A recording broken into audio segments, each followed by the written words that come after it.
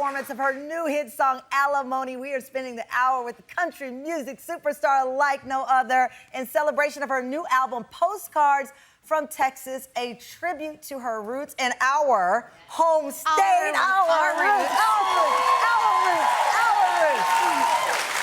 I can't wait to talk about this album. So we've been texting each other since we met in Vegas. Yes. So it's always surreal that my phone, I have a secret name for Miranda. I won't tell you what in case you steal my phone. But when I see the secret name for you, I'm like, oh, that's my girl. How are you doing? I'm good to see you. I saw that you took your first 2-week vacation to Europe with no work. Yeah, it was. I That was a had some first for like you. guilt at first. I was like, I'm just going there without, I've made fun trips out of like work trips, but yeah, we flew to Italy for almost 2 weeks to. It was fun. It was so fun. I said, because you have literally been working since the day you got started until we saw you in Vegas and on. You never stopped. People don't realize that. Yeah, I mean, I'm lucky. I mean, I set out to have a long career at the beginning, and here I am talking to you. Here you are. They tell you that when you take a vacation, it takes like 3 days for you to realize you're really on vacation. 100%. But you had guilt from it. Well, a little bit, because I just am used to like, I guess I justify it like, oh, I'm gonna work and then we're gonna make a fun That does not look trip. guilty to me. Well, I got over it. I got over it real quick. You got over it real quick? Yeah, it was so fun. It was just good to like relax. And now, because, the upcoming record coming out, I knew it was gonna be really busy. So, and my manager of 20 years had a big birthday. So we went to celebrate her. So that was part of the trip, which was awesome. I love it because you took the break because you were armoring up. Oh, yeah. For this big push for this important album. The last album, 2022, Palomino, and now you're back with the story, the roots of really who you are. It was important to me to go home and make this record. You went home. I made it in Austin. Yeah. And I hadn't made a record in Texas since my little independent album when I was 18. So it's like, I just felt like I've been doing this for 20 years, and I had left a label that I'd been at 20 years and signed with Republic out of New York. Yeah. Partnership with Big Loud in Nashville, and I felt so inspired by a new team that was really leading with the art. Yeah. And I was like, I want to go back to where all this started and really go back to like the root that lit this fire in the first place when I was 19. I love that. I always say, and we talked about it when we were in Vegas, I love people who love where they're from. That doesn't mean you have to live in that place anymore, but there's a love and appreciation because that's where it starts. Yeah. That's where your journey starts. You went to Stubbs. Yeah, we just played Stubbs. You played Stubbs, a honky-tonk in Austin, Texas. It's so fun. Line around the corner. Yes. People were standing there, was it 20 years ago? It was 20 years almost to the day that I did my very first showcase for a Look at label that line. there. That's crazy, right? It was very full circle. And did you cry? Because I'm a crier. I've been emotional about this record because it's, it's very like nostalgic for me. And there's kind of a piece of each influence I've ever had musically on this record. But, growing up outside of Dallas, I grew up on Willie and Waylon and the Boys, and I really felt like, man, I want to have the sounds on this record that made me go, I'm gonna chase this. I'm gonna chase this. I love that because, for people, if you're not from Texas, you do have to, it's like a pilgrimage, right? You go to a honky-tonk, even me, yes, in my stilettos. You got fringe and stilettos. I got fringe and stilettos, that's how we do it.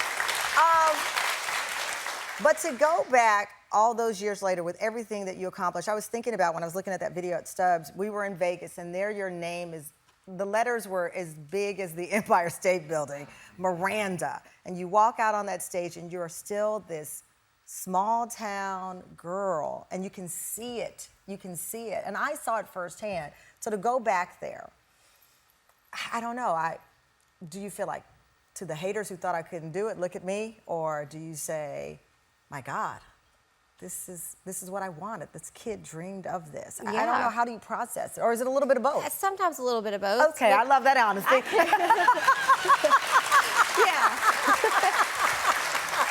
I definitely think when you really have something to prove that you work even harder. What did you want to prove 20 years ago? What 20 did years you ago, want to prove? my manager, like I said, we've been together, Marion Craft, we've been together the whole time, and our first conversation together was, she was like, what do you want out of this? What are your goals? And I had a whole list of goals, but mostly I wanted longevity. I wanted a career that really mattered, that led with songs and stories and songwriting, and wanted to be able to play until I physically couldn't anymore, and really have, you know, some impact with the words that I was using Well, with you my do. songwriting. I mean, alimony, for example. I know all the lyrics. You were singing along. I'm like, listen, alimony means we're playing no games. We're coming out hitting hard with this one. So if you walk in and your spouse is playing that tonight, I'm telling you now, that is a warning. It's a divorce anthem inspired, you said, storytelling from your parents who were investigators, private investigators in Dallas. Yep, for my whole life, we're private investigators. So even though I lived like this quintessential small Texas town life, you know, Sunday morning church and Friday night football, my parents were doing really high profile investigations. And I just kind of... So you would overhear. Yeah, I mean, our dinner conversations were about who was cheating on who, and it's just like, is this normal?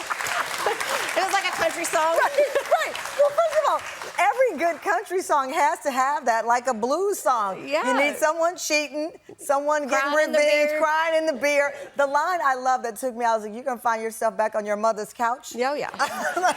And not only that, but drinking Milwaukee's Best. Yes, but drinking Milwaukee's That's Best on your mother's couch. The other song that people are really talking about is Damn It, Randy. Yes. That was written by Brendan, your husband, Yes. a former New York police officer. One of the lines from the song, I was flying a kite in the middle of a hurricane. That line was written by him. I hate to say it, but yes, it was. Are you... So, like, in 2020, when you're all at home, we were, like, writing songs, you know, mostly out of boredom. I'd be like, let's write a song today. And he was really pretty good. And then... Did you know this time? Well, you I mean, kind of he was knew because you were pen pals. We were. I mean, I knew When he... y'all first started You're courting right. each other. Courting. Courting. Yes. Well, when he was courting you. Yes, well, we met here in New York Yeah. because he was in my PD, and we met randomly on the street, pretty much. As every rom-com love story starts. I'm like, it's like a Reese Witherspoon movie. It's like a Reese Witherspoon movie starring Miranda Lambert. Because he was a New York cop. Yep. Long Island roots. Yeah.